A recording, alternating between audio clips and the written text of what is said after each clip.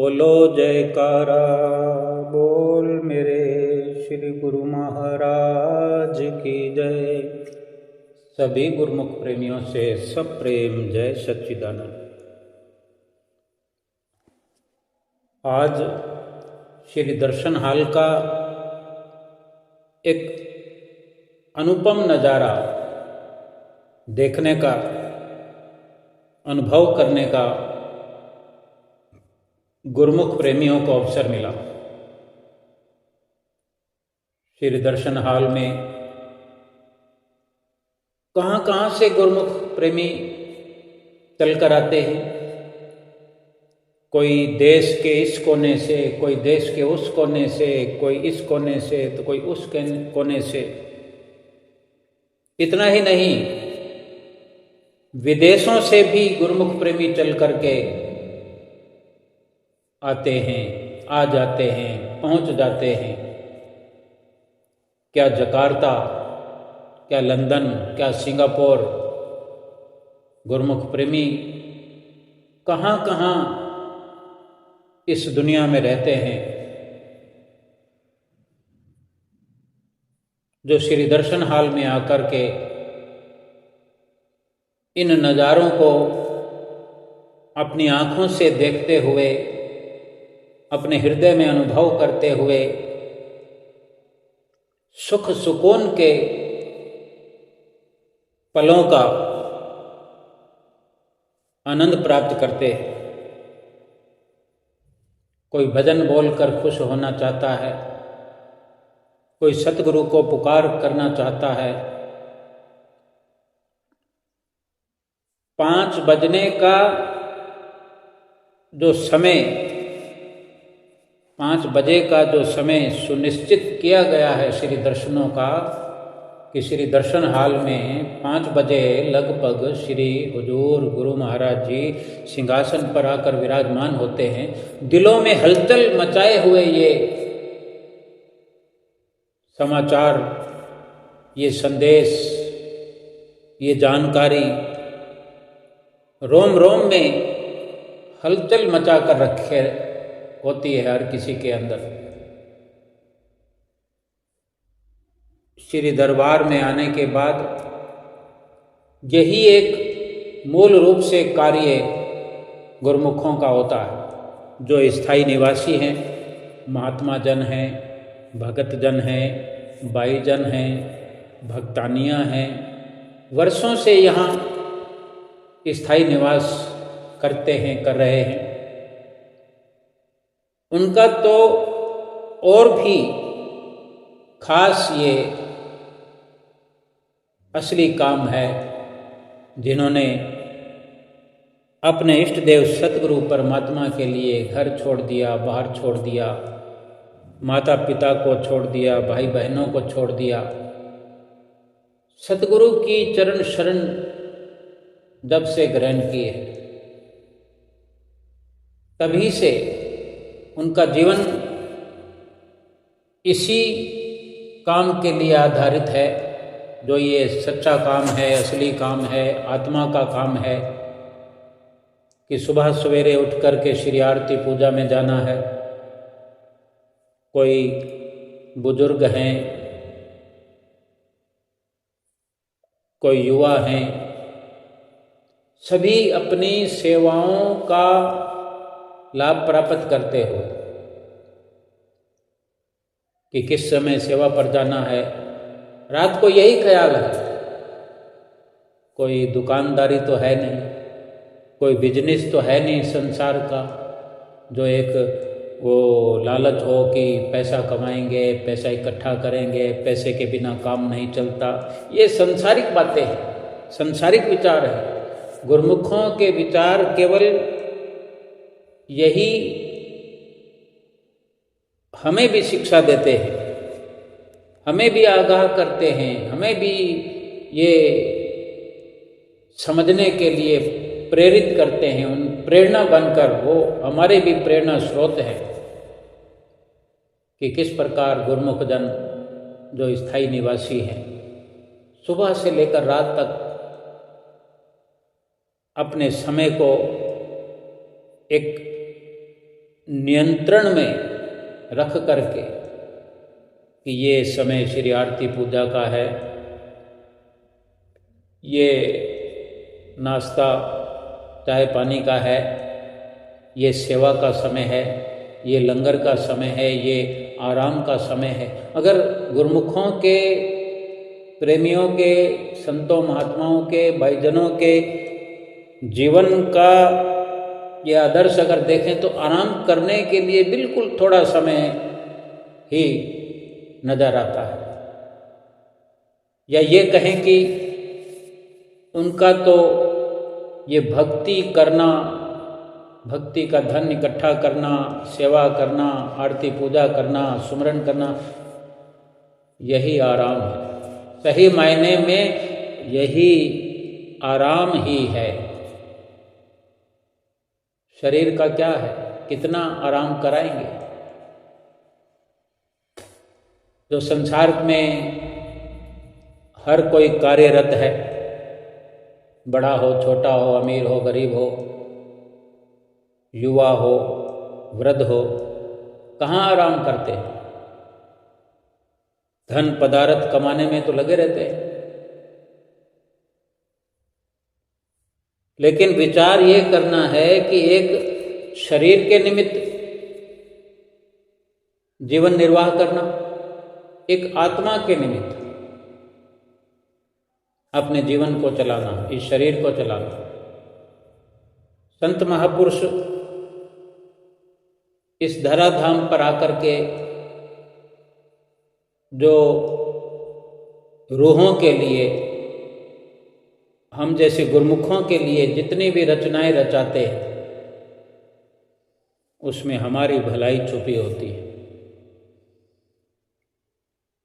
हम ये तभी जान पाते हैं जब संतों महापुरुषों की नजदीकी हासिल करते हैं। श्री दर्शन हाल में रोज सत्संग होता है, श्री मंदिर जी में रोज सत्संग होता है। यही तो शिक्षा हमें दी जाती है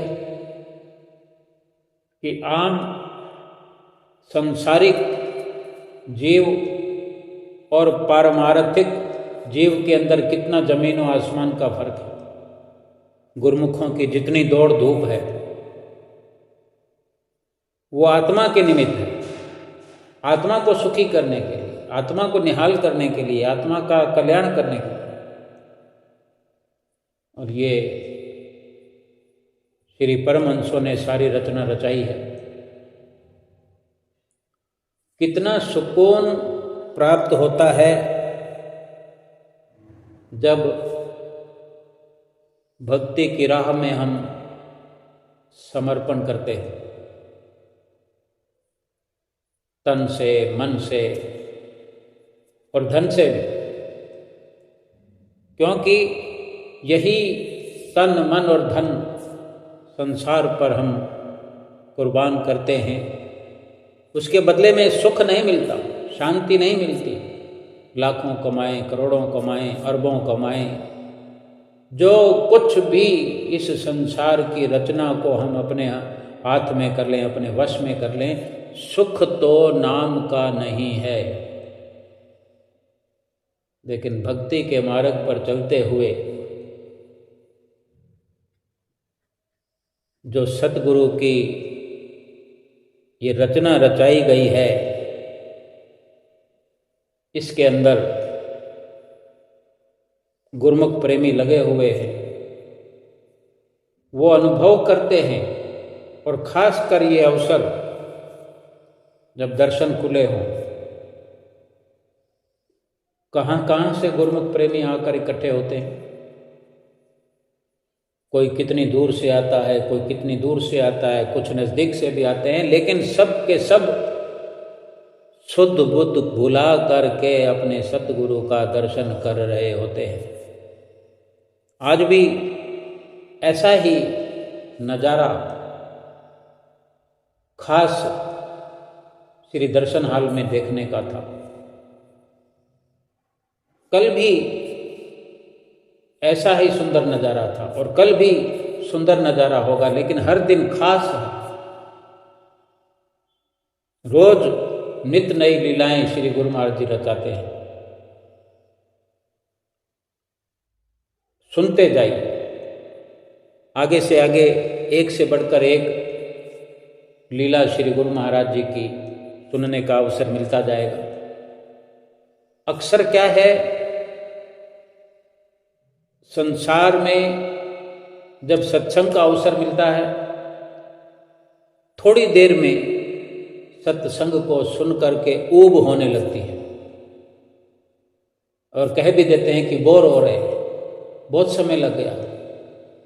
लेकिन जो निश्चिंत होकर, निश्चित तौर पर एकाग्रचित्त होकर के सत्संग को सुनते हैं, ऊबते नहीं हैं, बोरियत महसूस नहीं करते हैं, चाहे श्री दरबार में बैठकर श्री दर्शन हाल में बैठे हों या घर में बैठ कर के श्री गुरु महाराज जी की लीला सुन रहे हों, सत्संग सुन रहे हों, पूरा सुनने का एक हार्दिक प्रेम अंदर से जगा रहे, ये लालसा बनी रहे कि मैं एक एक शब्द को ध्यान से सुनूं, महसूस करूं, अपने हृदय में अनुभव करूं, अपने विचारों से ही सही, अपनी सुरती से ही सही, अपने मन से ही सही, अपने मन को उड़ान भर के मैं भी श्री प्रयाग धाम के श्री दर्शन हाल में पहुंच जाऊं, श्री गुरु महाराज जी के सामने पहुंच जाऊं, या गुरुमुख प्रेमियों के साथ में जाकर बैठ जाऊं और श्री गुरु महाराज जी के आने का इंतजार करूं। वहीं बैठे, अपने घर में बैठे, चाहे कोई 1000 किलोमीटर की दूरी पर हो, कोई 2000 किलोमीटर की दूरी पर हो, इससे भी अधिक दूर हो, देश में हो, विदेश में हो, छोटे से छोटे गांव में हो, रोज का रोज सत्संग सुनने का अवसर हर किसी को मिलता है, मिल रहा है, केवल लाभ उठाना है। गुरुमुख प्रेमी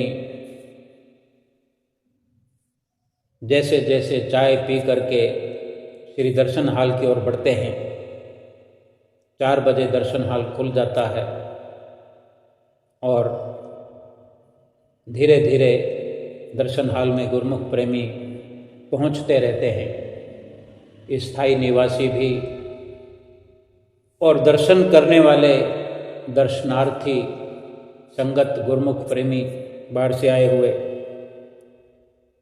और श्री गुरु महाराज जी के आने से पहले पहले पूरा दर्शन हाल भर जाता है। श्री गुरु महाराज जी आते हैं, सबको आशीर्वाद देते हैं, हुक्मनामा देते हैं, सभी दंडवत प्रणाम करके उठ खड़े होते हैं, हुक्मनामा पा करके फिर बैठ जाते हैं। यूं तो पूरा दिन ही, रोज का रोज ही, न समय का ठीक से पता लगता है, न वार का पता लगता है, न तारीख का पता लगता है, महीना भी भूल जाते हैं कि कौन सा महीना चल रहा है। इस वक्त एक भूल आम हो गई है, क्योंकि माघी का पर्व श्री प्रयाग धाम में वर्षों से मनाया जाता है। इस बार श्री मौज के अनुसार श्री आनंदपुर में मनाया जाएगा और नया साल भी वहीं मनाया जाएगा। लेकिन हमेशा मकर संक्रांति प्रयाग धाम में ये पर्व मनाया जाता है, तो नया साल भी श्री प्रयाग धाम में मनाया जाता है।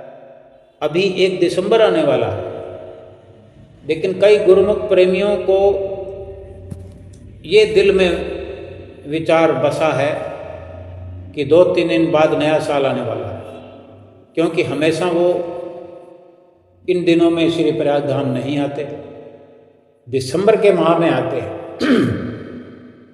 दिसंबर के आधे माह में, आखिरी दिनों में, लास्ट वीक में तब उन्हें ये पूरा अधिकार होता है कि 1 तारीख आने वाली है। लेकिन इस बार गुरुमुख प्रेमियों ने दिसंबर की रिजर्व टिकटें, किसी ने फ्लाइट की टिकट कैंसिल करवाई है, किसी ने रेल यात्रा को कैंसिल किया है, लेकिन अपने दर्शन करने के विचारों को धीमा नहीं होने दिया। टिकटें कैंसिल करा के दिसंबर की बजाय नवंबर में चले आए, लेकिन दिल में उनके यही बसा हुआ है कि अभी दिसंबर चल रहा है।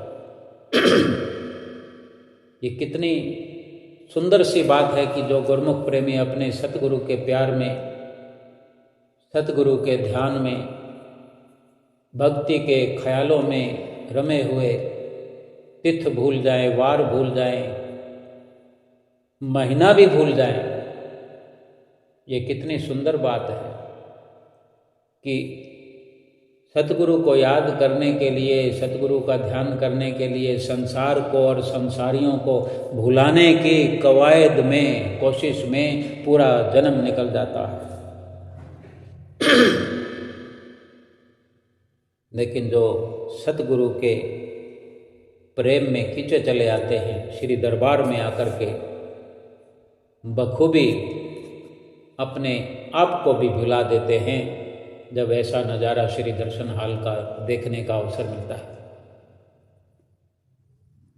रोज का रोज श्री दर्शन हाल में कुछ ऐसा सुनहरी अवसर सबको प्राप्त होता है और हो रहा है।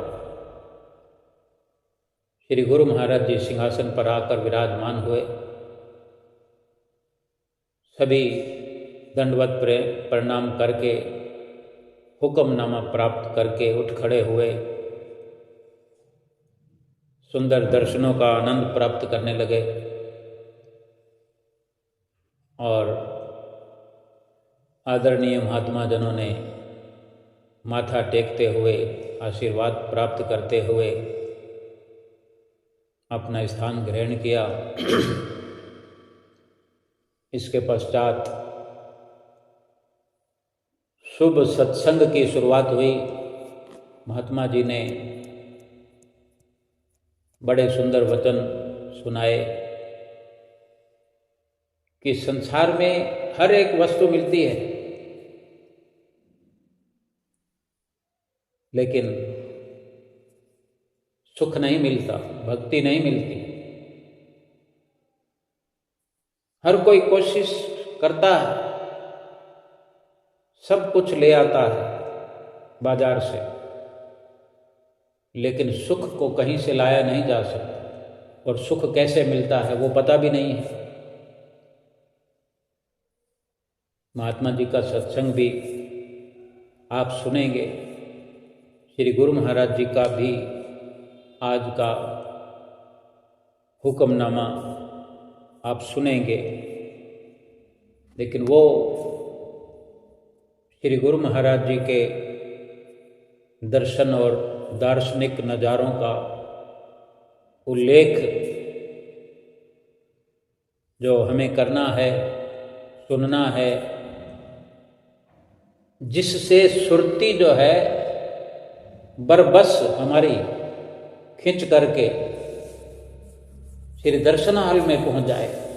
हम मन के द्वारा, अपनी सुरत के, अपने ध्यान के द्वारा श्री दर्शन हाल में अपने को बैठा हुआ पाए, अपने भावों को, अपने ख्यालों को सतगुरु से जोड़ करके वो नज़ारा, उन नज़ारों का हम अनुभव करें। हूबहू हमें लगे कि हम अपने घर में नहीं, श्री गुरु महाराज जी के चरणों में बैठे हुए हैं। गुरुमुख प्रेमियों की साध संगत की जो संख्या है उसी में हमारा भी शुमार है। सत्संग की समाप्ति के पश्चात हमेशा की तरह प्रसाद वितरित हुआ। कितनी हमारे दाता दयाल महाराज जी की अनुकंपा है कि बैठे बैठे थोड़ी देर में, 5 मिनटों में ही आगे से लेकर पीछे तक बैठे हुए सभी गुरुमुख प्रेमियों को पूरे दर्शन हाल में प्रसाद झोली में मिल जाता है। और प्रसाद वितरण के पश्चात जब महात्मा जी अनाउंस करते हैं कि जो गुरुमुख प्रेमी माथा टेकने वाले हैं सामने की लाइनों से आकर के माथा टेक सकते हैं, गुरुमुख प्रेमी पहले ही ताक में बैठे हुए हैं कि अनाउंस हो, आज्ञा हो और हम खड़े होकर पीछे लाइनों में श्री गुरु महाराज जी के नज़दीक पहुंचना शुरू करें। और ये वही नज़ारों की शुरुआत है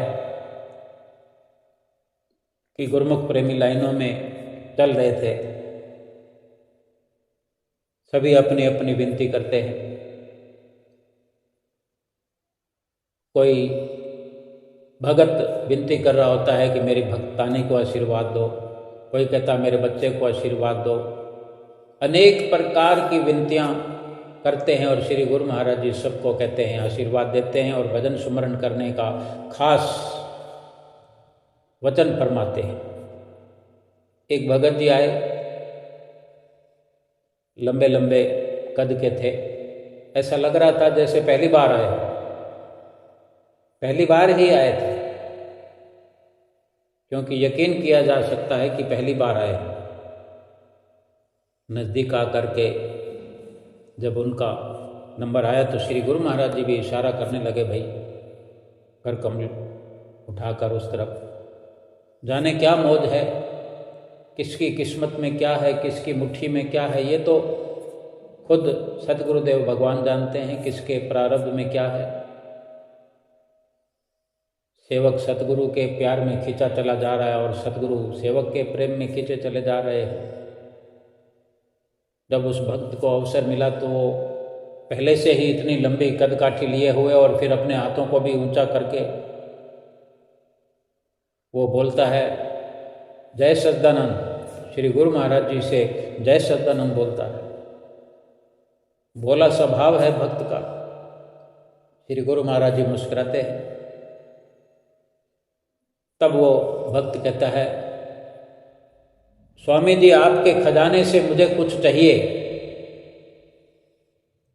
कुछ बेटा पूजा अपनी भेजता है आगे। महात्मा जी विनती करते हैं। तब गुरु महाराज जी पूछें कि क्या कहता है ये।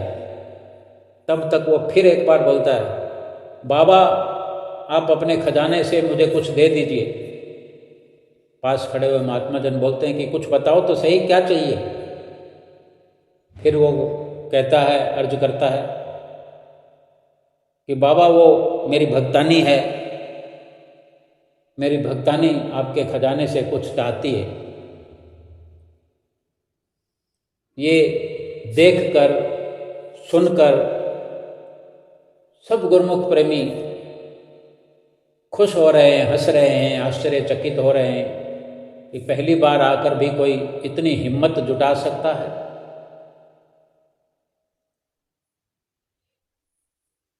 उसको प्रसाद देते हैं, आशीर्वाद देते हैं, दोनों कर कमलों से आशीर्वाद देते हैं, भजन करने का इशारा करते हैं। श्री गुरु महाराज जी अपने कर कमलों को नीचे से ऊपर, ऊपर से नीचे, जो कि श्वासों का चलन समझाते हैं कि श्वास श्वास सुमरन करो, इशारे में समझा रहे।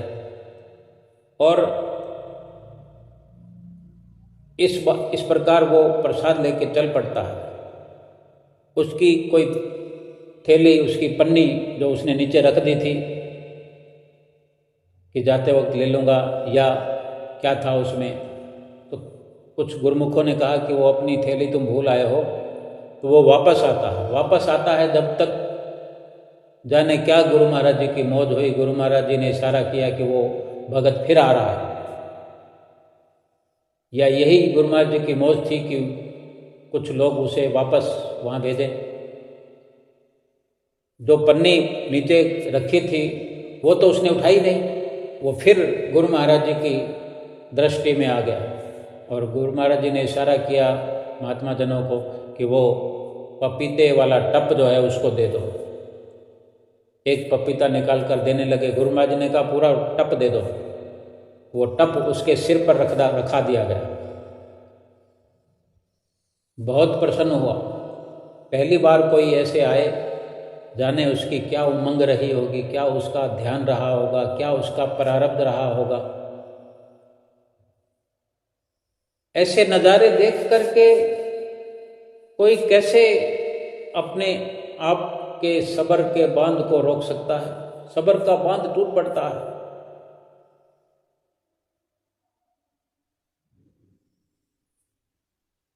इस प्रकार सभी गुरुमुखों ने माथा टेक लिया। तब एक सरदार जी जो पहले काफ़ी वर्षों से दिल्ली के सरदार जी हैं। अब कोई ड्रेस पहनकर तो नहीं आए, ऐसे ही पैंट शर्ट पहना हुआ था, साथ में उनका पोता था। मुश्किल थोड़ा चलने में भी हो रही है, लेकिन वही पुराना प्यार अभ्यास लिए हुए लाइनों में आ गए। पोता पीछे पीछे पकड़ने के अंदाज में, और सरदार जी थोड़ा नाच रहे हैं, हाथ हिला रहे हैं। गुरुमहाराज जी बड़े प्रसन्न हुए देखकर कि अभी भी शरीर में उत्साह है, मन में उत्साह है। तो गुरुमहाराज जी ने इशारा किया, उसको भी एक टप दे दिया प्रसाद का, बिस्कुट और टॉफियाँ जैसे लुटाया करते हैं, उसको थोड़ा थोड़ा प्रसाद 2 टप्पों में जैसे होता है, सब टप्पों में 2 टप्पों को एक करके एक साथ प्रसाद वो टप की सरदार जी के सिर पर रखा, उसको सिर पर रखा है। एक भगत जी और खड़े होकर नाचने लगे। फिर उसको इशारा किया, भी उसको भी दो, उसको भी 2 टप मिला करके उसके सिर पे रखा दिया। सब गुरुमुख प्रेमी हंस रहे थे, खुश हो रहे थे कि गुरु महाराज जी की आज क्या मौज है, क्या लीला है। सभी गुरुमुख प्रेमी बैठे रहे। फिर बिस्किट लुटाए, टॉफियाँ लुटाए, वेपर लुटाए, खूब भजन चलते रहे। इस प्रकार लीला होती रही और आनंद का एक भंडार हर गुरुमुख प्रेमी के दिल में खोल दिया। इतना ही नहीं, फिर जाते जाते दरबार के बड़े महात्मा जी को 4-5 वेपर इशारा किया, महात्मा जी ने उनको प्रसाद में दिए। फिर जब अंदर प्रवेश करने वाले थे, वहाँ कोने में एक भगत खड़ा था, जाने कौन था, उससे बातचीत करने लगे। बिल्कुल नज़दीक खड़ा है वो, श्री गुरु महाराज जी के चरणों में झुक रहा था। श्री गुरु महाराज जी ने उसके कंधे पर थापी लगाई, आशीर्वाद दिया। फिर कुछ बात हुई, फिर वो झुका, फिर श्री गुरु महाराज जी ने उसके कंधे पर थापी लगाई, आशीर्वाद दिया और कुछ हिदायत अपनी उंगली से करते हुए जाने क्या वचन फरमाए। लेकिन इतनी सादगी, इतनी सरलता हमारे सतगुरु दीनदयाल की देख करके हमारी रूह जो है, हमारा मन जो है, हमारा रोम रोम जो है पुलकित हो जाता है। कितने हमारे सरल स्वभाव सतगुरु दाता दीनदयाल महाराज जी कितने दयालु हैं, कितनी दया लुटाते हैं, कितना अपना प्यार लुटाते हैं, जिसको देखकर गुरुमुख प्रेमी हर पल खुशियाँ मनाते हैं, मना रहे हैं। जब श्री दर्शन हाल से श्री गुरु महाराज जी प्रस्थान करते हुए श्रीकार में विराजमान होकर सैर के लिए शिमला पार्क के लिए, शांति भवन के लिए और संध्या वेला की श्री आरती पूजा के लिए एक साथ प्रस्थान करते हैं। पहले श्री गुरु महाराज जी शिमला पार्क की ओर, फिर शांति भवन में, श्री प्रयाग शांति भवन में माथा टेकने के लिए जाते हैं और फिर उसके बाद सीधे श्री मंदिर जी में श्री आरती के लिए, संध्या वेला की आरती का शुभ कार्यक्रम होता है। इस वक्त जब श्री दर्शन हाल में सबको निहाल कर रहे थे, सब आनंद ले रहे थे, तो श्री गुरु महाराज जी जब श्रीकार में विराजमान होकर अंदर हवेली से बाहर आते हुए, जिस गेट से बाहर श्री गुरु महाराज जी कृपा करते हैं, जहाँ भगत जन खड़े होते हैं, उससे पहले अंदर के हवेली के वेड़े में, जहाँ भक्तानियाँ और भाईजन श्री दर्शनों का लाभ प्राप्त करते हैं। फिर उस गेट से बाहर अंदर बेड़े में वहाँ भी कुछ भक्तजन खड़े होते हैं। फिर उसके बाद जनरल खुले में दोनों तरफ लाइन लगा के भगत जन खड़े होते हैं। श्री कार में विराजमान होकर के जब कार चलती है तो श्री गुरु महाराज जी आज आशीर्वाद के साथ साथ खूब टॉफियाँ लुटा रहे थे। जैसे श्री दर्शन हॉल में लीला हो रही थी वैसे ही बाहर भी श्री गुरु महाराज जी जहाँ तक भक्त खड़े थे वहाँ तक लीला करते हुए गए थे। लीलाधारी भगवान टॉफियाँ लुटाते रहे दोनों तरफ, एक बार इस तरफ एक बार इस तरफ। गुरमुख प्रेमी बड़े खुशबहार श्री गुरु महाराज जी की लीला देखकर हो रहे थे। अब विचार करो कि कैसा अनुभव गुरमुख प्रेमी करते होंगे जब श्री गुरु महाराज जी के कर कमलों से डायरेक्ट हाथ में टॉफी मिल जाए या श्री गुरु महाराज जी के कर कमलों से लुटाई हुई टॉफी हाथ आ जाए।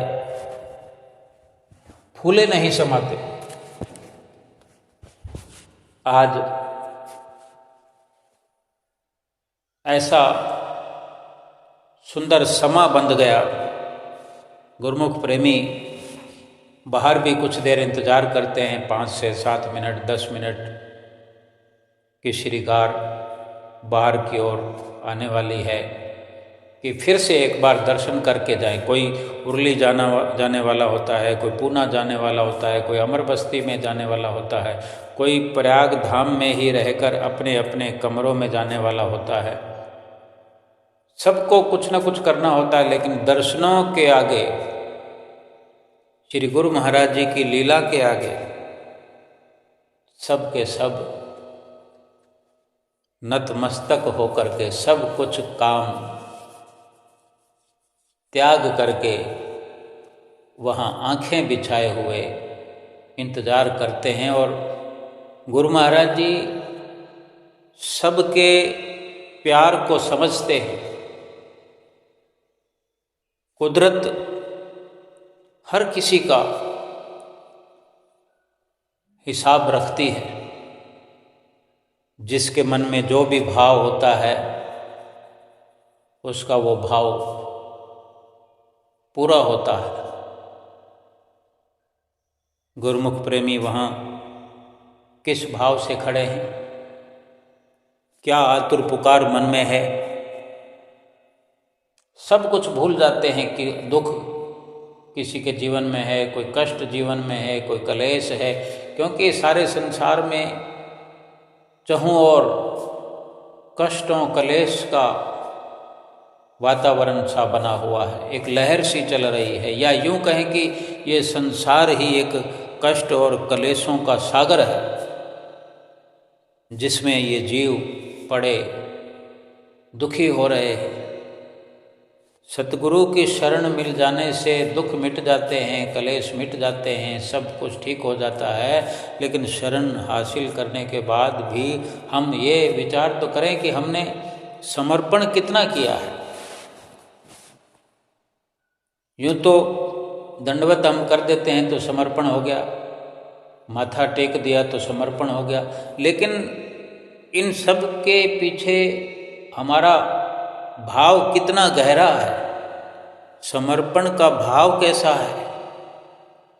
सब दंडवत कर रहे हैं तो हमने भी कर दी, सब माथा टेक रहे हैं हमने भी टेक दिया। भाव से, दिल से, मन से, ख्यालों से, हर प्रकार से जो हम समर्पण कर देते हैं कि हम सतगुरु के हो गए। जैसे वो भजन में बोलते हैं कि हम हाथ उठाकर कहते हैं हम हो गए हारा वाले के। लंबी चौड़ी हम महिमा गा सकते हैं, लेकिन वही का वही भाव हमारे चित्तवृत्तियों में भी हो, हमारे हृदय में वो भाव सजता हो, संवरता हो। अगर हम ऐसे भावों को संजोएंगे, सजाएंगे, संवारेंगे, भाव निखर निखर करके, कभी हमारी आँखों से फूट पड़ेगा भाव, कभी जुबान से, कभी हाथों से, कभी पाँव से। हमारे पाँव भी बोलते हैं, हाथ भी बोलते हैं, आँखें भी बोलती हैं, कान भी बोलते हैं, सुनते हैं। रोम रोम से हमारा भाव उदय होता रहे कि सतगुरु मेरे हितैषी हैं, सतगुरु हमारा भला करने वाले हैं, सतगुरु हमारा उद्धार करने वाले हैं, आत्मा का कल्याण करने वाले हैं।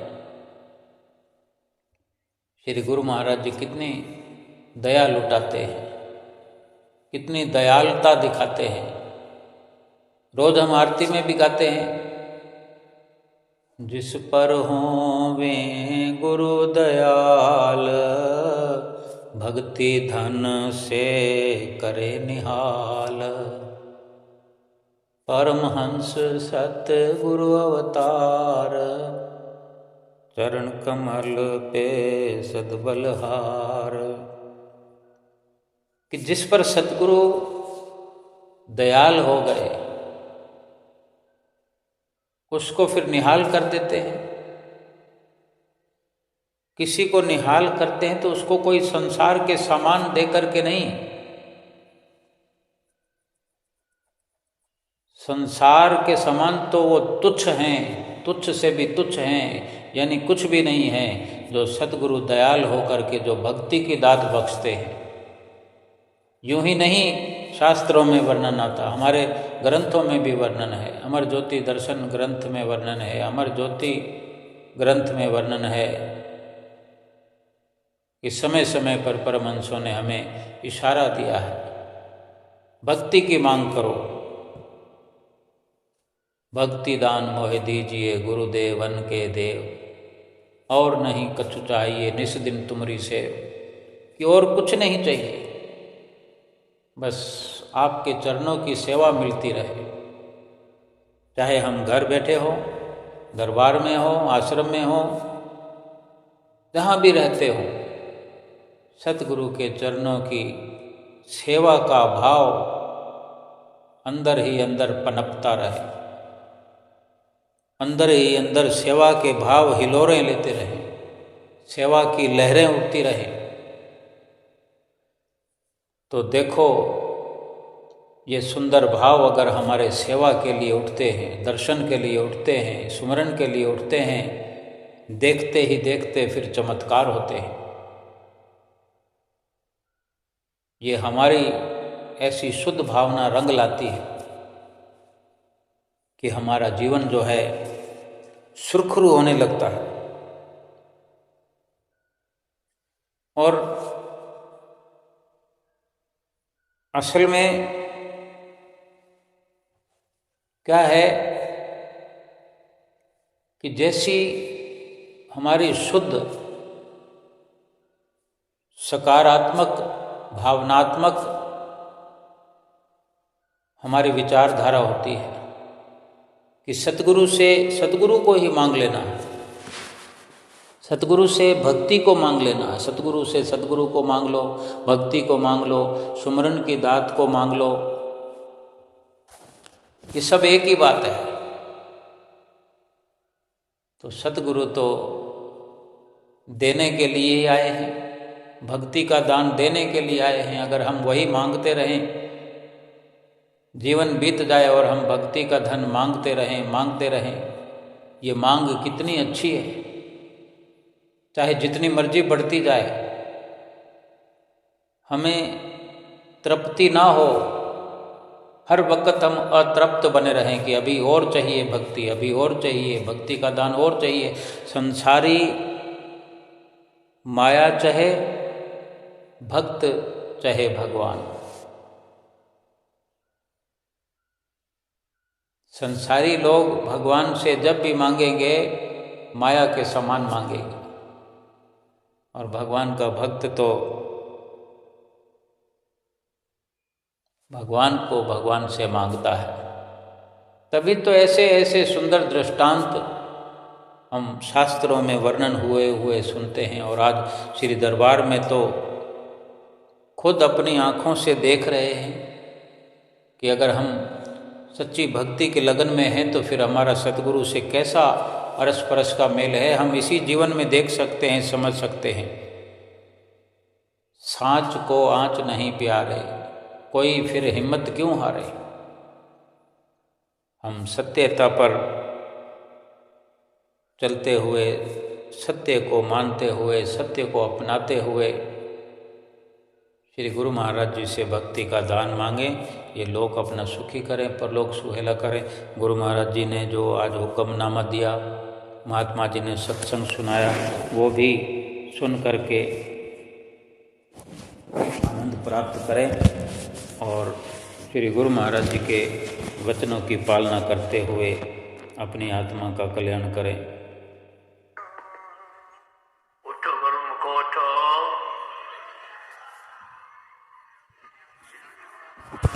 श्री गुरु महाराज जी का हुक्म है गुरुमुखो ठो, श्री गुरु महाराज जी का हुक्म है गुरुमुखो ठो। सौभाग्यशाली गुरुमुखो, इसी प्रकार अपने मन और चित्त की समस्त वृत्तियों का कार्य करते हुए अपना ध्यान सन्मुख ऊंचे व सुचे सिंहासन पर विराजमान श्री श्री 108 श्री हजूर सदगुरुदेव दाता दीनदयाल जी महाराज जी का दर्शन दीदार अपने मन मंदिर में बसाते हुए अपनी मुख रचना को पवित्र करने और प्रेम सहित मिलकर के बोलिए जयकार।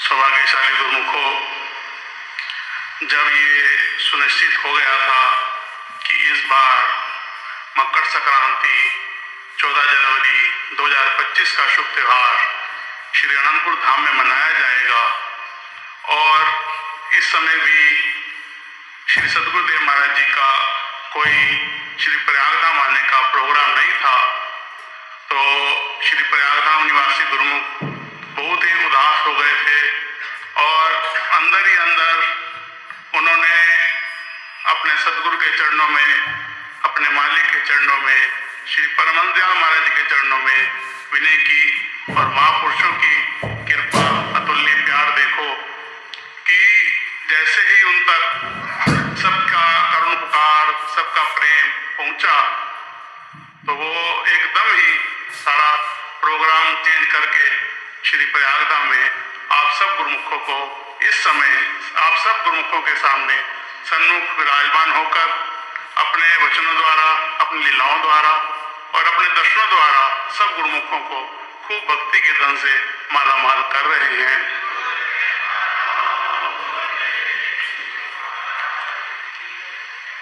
आज भी प्रबंधक जन जब श्री चरणों में माथा टेकने आए तो उन्होंने विनय की कि स्वामी जी हमें जल्दी जल्दी दर्शन देने की कृपा फरमाया करें।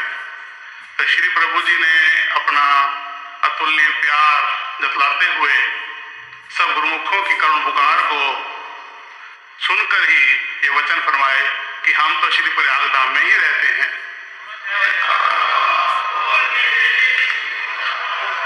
ये महापुरुषों का वृत्त भी है कि जो भी सेवक जब भी उन्हें सच्चे दिल से जहां भी याद करता है वो स्वयं पहुंचते हैं वहां पर। आप सबका अनुभव भी है और हमारे दरबार के अमर ज्योति दर्शन ग्रंथ, अमर ज्योति ग्रंथ सब में वर्णन भी है कि जब जब भी सेवकों ने सच्चे दिल से श्री सदगुरुदेव महाराज जी को याद किया है तो वो उन्हें दर्शन देने, उनकी मांग को पूरा करने और उनका मान रखने, सेवक का मान रखने, अपने तन पर कितना भी कष्ट उठाना पड़े, कष्ट उठाकर उन्हें खूब भक्ति के धन से मालामाल करते हैं। बोल में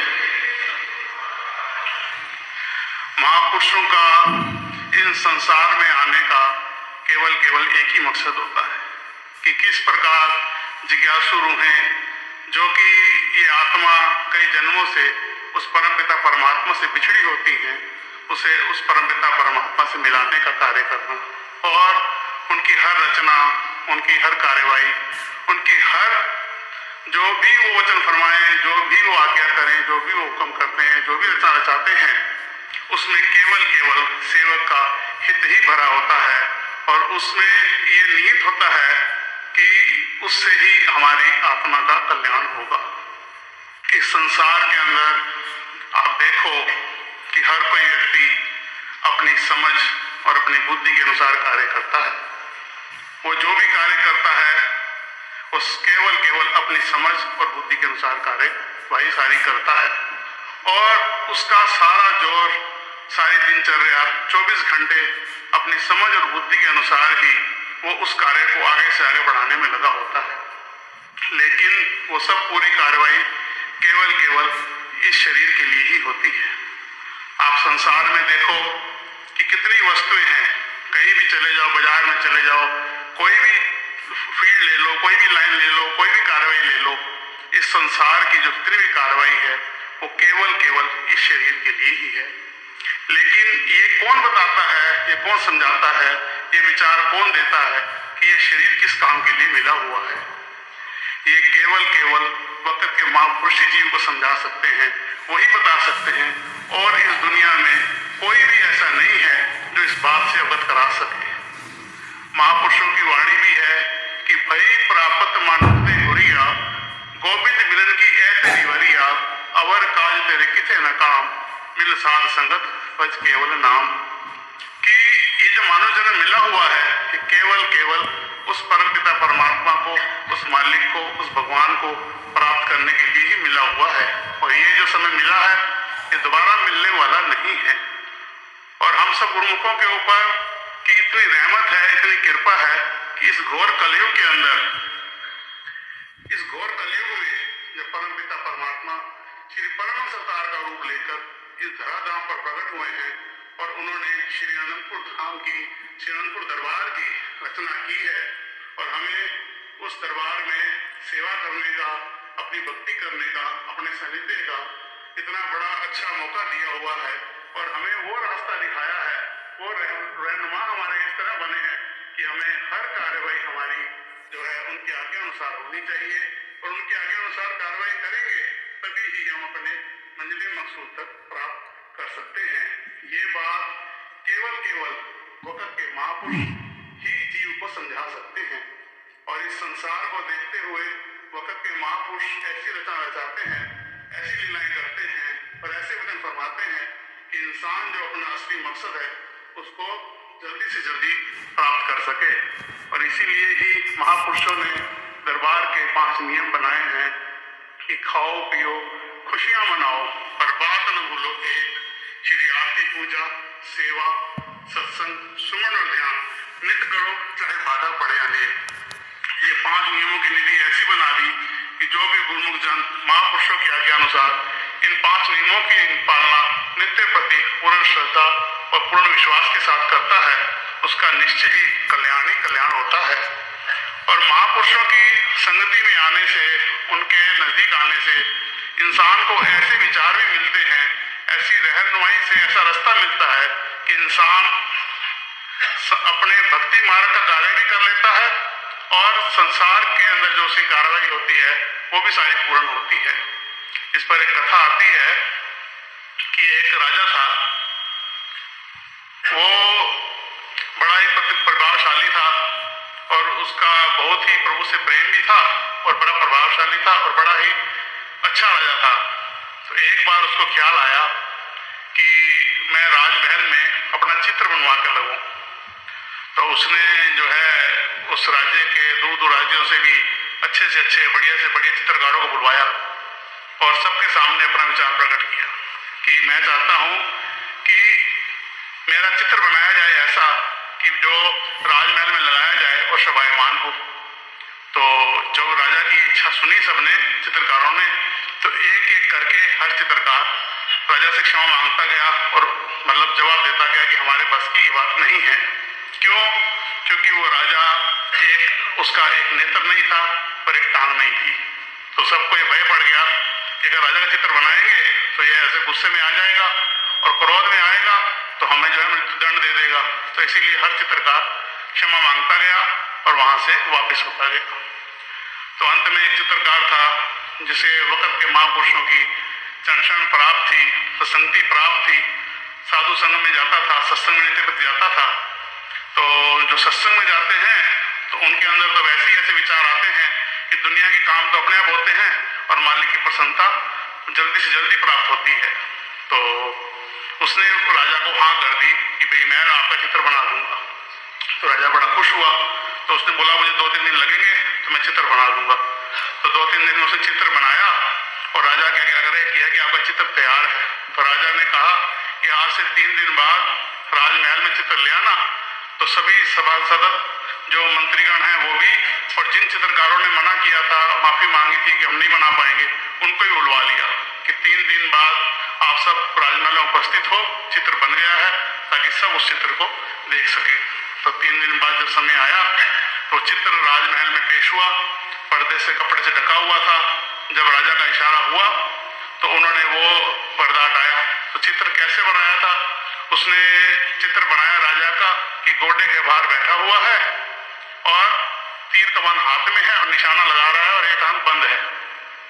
तो ये सुमति, ये विचार उसको सत्संग के द्वारा प्राप्त हुआ और उसने ऐसा चित्र बनाया कि सबने उसकी बड़ी तारीफ करी और उसको राजमहल में वो चित्र को टांगा गया। और राजा इतना प्रसन्न हुआ कि उसे खूब धनमाल से उसे सुसज्जित किया, उसे बहुत मान सम्मान दिया। तो महापुरुषों की शरण में आके, उनके सत्संगी में आके, उनके सत्संग में आके, उनके नजदीक आकर इंसान को ऐसा ऐसा विवेक प्राप्त होता है, ऐसे विचार प्राप्त होते हैं कि उसका लोक भी सुखी होता है, उसका परलोक भी सुहेला होता है। और महापुरुषों की प्रसन्नता भी इसी प्रकार प्राप्त होती है जिस प्रकार इस समय हमें हमारे श्री सद्गुरुदेव महाराज जी बड़े प्रसन्नित होकर अपने कर कमलों द्वारा, अपने आशीर्वाद से, खूब भक्ति के धन से मालामाल कर रहे हैं। और घोर कलयुग के समय को देखते हुए इस समय हमारे श्री परम दयाल महाराज जी का जो हुक्म हमें हमारे श्री हजूर सद्गुरुदेव महाराज जी ने सुनाया है, बताया है और सबको ये वचन फरमाए हैं कि जो भी गुरुमुख जन अनंतपुर दरबार का न्यायी है, जो भी गुरुमुख जन वक्त के महापुरुषों के चरण शरण में सानिध्य में आया है, उसके लिए 24 घंटे में से 2 घंटे भजन करना अति अनिवार्य है। और वक्त को ही देखते हुए उन्होंने हमें छूट भी दे दी कि चाहे आधा घंटा करके 4 बार करे, चाहे 1-1 घंटा करके 2 बार करे, लेकिन चाहे 5 बार में करे, चाहे 3 बार में करे, लेकिन करना अनिवार्य है। और हम सब गुरुमुख जन महापुरुषों के आज्ञा अनुसार, उनके वचनों के अनुसार चलते जाएंगे और दरबार के 5 नियमों की पालना और 2 घंटे भजन करते जाएंगे तो निश्चय ही हमारा लोक भी सुखी होगा और लोक भी सुहेला होगा और महापुरुषों की कृपा के पात्र भी बने रहेंगे। बोलो जयकारा बोल।